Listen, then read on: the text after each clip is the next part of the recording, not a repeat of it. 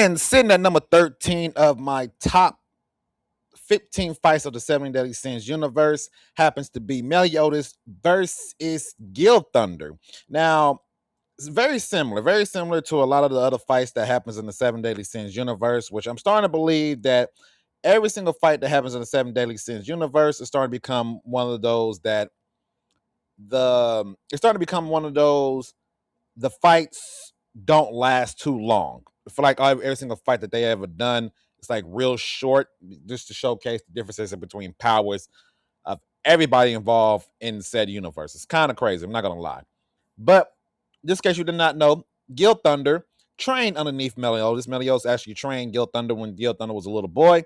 So the fact that Gilthunder switched up and became a holy knight, enough strength that he believed that he could fight and defeat Meliodas, led to these two actually going at it during the very first season of the Seven Deadly Sins.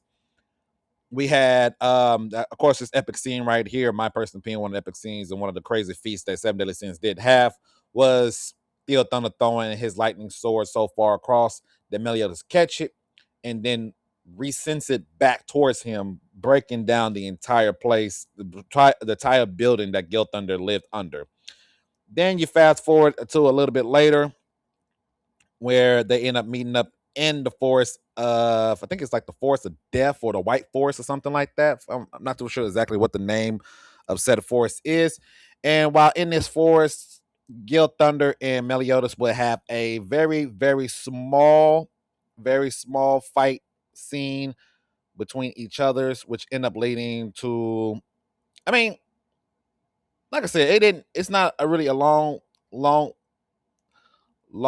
fight at all. Pretty small, my personal opinion. Once again, that's the thing. That's just the Seven Deadly Sins way of it's just like the Seven Deadly Sins way of showcasing how strong they believe their characters are, in my personal opinion. But even this little short fight scene between the two gave me thoughts process of them having more of a longer epic battle between each others. That I think a fight that we never actually got to saw throughout the rest of the series, quite honestly, which kind of sucks. Definitely kind of sucks. Overall, short fight, short, get it done, get it over with. Scene that lasts really shortly. Solid fight between the two, showcasing their speed and their powers at that point in time of the series. Nothing too much to write up on, in my personal opinion, but I enjoyed it enough to put it at number 13. That's for me though. For the rest of the series, for the rest of the lineups, it's probably going to be just as short. I think there's some battles that are longer. Not 100% sure. I have to take a look and find them out. But that is it for your boy right here. Seven Deadly Sins rankings continue.